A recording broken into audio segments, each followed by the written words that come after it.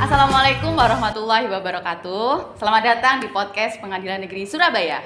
Perkenalkan, saya Hikmah Nurul Lumiyah yang akan memandu podcast pada hari ini. Podcast ini adalah inovasi terbaru dari Pengadilan Negeri Surabaya yang tujuannya untuk memberikan informasi seputar pelayanan pengadilan kepada konco PN semua. Dan kita juga akan melakukan bincang-bincang seputar hukum yang tentunya akan menambah pengetahuan buat konco PN semua. Nah, hari ini kita akan membahas tentang upaya hukum banding perdata. Kira-kira apa sih upaya hukum banding perdata itu? Saya sudah mengundang narasumber hadir di podcast kita hari ini. Beliau adalah hakim karir dan juga hakim pengawas bidang kepaniteraan perdata. Langsung saja kita sapa. Selamat siang Ibu Suswanti SHM Hum.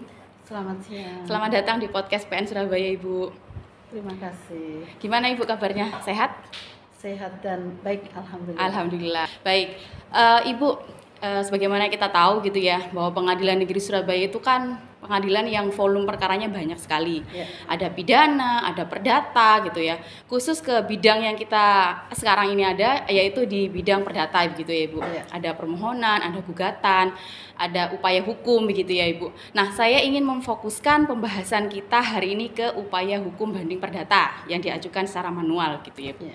Nah, sebenarnya apa sih upaya hukum banding perdata itu Ibu? Jadi perlu saya jelaskan ya bahwa upaya hukum banding perdata itu adalah upaya hukum biasa atas perkara perdata yang telah diputus oleh pengadilan tingkat pertama atau pengadilan negeri untuk diperiksa ulang dan diputus oleh pengadilan tinggi.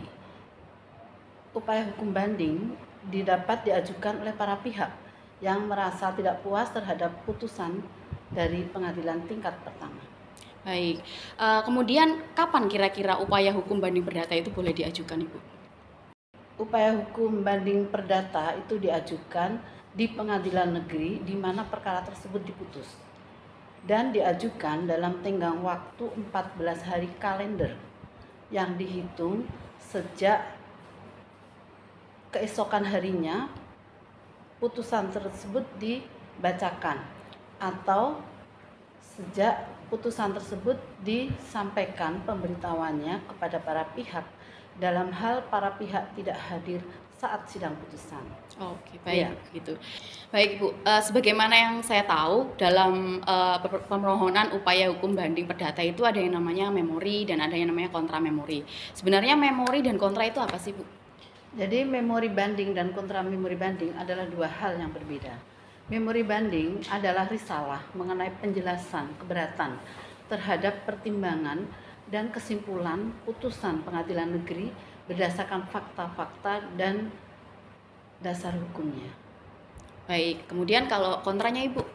Kalau kontra memori banding itu adalah mengenai jawaban atau tangkisan atas memori banding yang diajukan oleh termohon banding atau terbanding yang memuat mengenai alasan-alasan yang menguatkan putusan yang telah dijatuhkan oleh pengadilan tingkat pertama. Baik, jadi memori banding itu kurang lebih tentang keberatan gitu ya Ibu ya? Iya, betul. Baik, Ibu, kita juga ada pertanyaan yang masuk di akun Instagram Pengadilan Negeri Surabaya. Nah, ini pertanyaan yang pertama dari akun atas nama Alfi.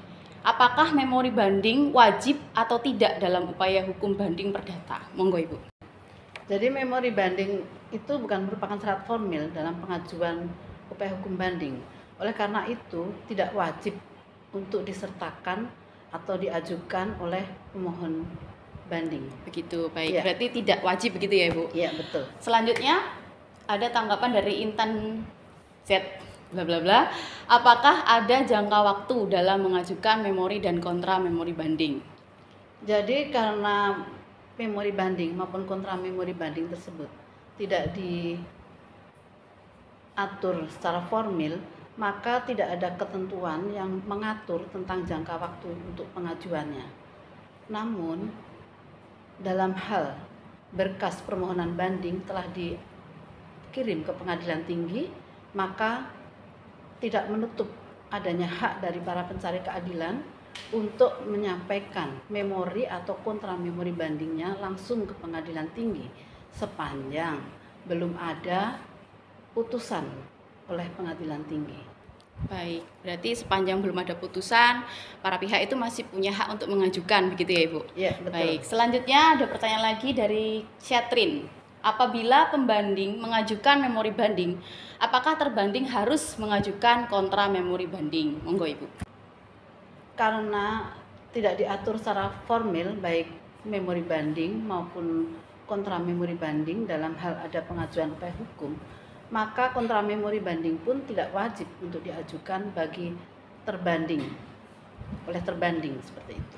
Berarti kalau boleh saya garis bawahi Bu, memori dan kontra itu sebenarnya adalah hak bagi para pihak begitu ya Bu? Iya, betul. Tanpa ada memori ataupun tanpa ada kontra, berkas perkara tetap akan diperiksa dan diputus, begitu nggak Ibu? Tetap akan diperiksa dan diputus. Baik. Betul.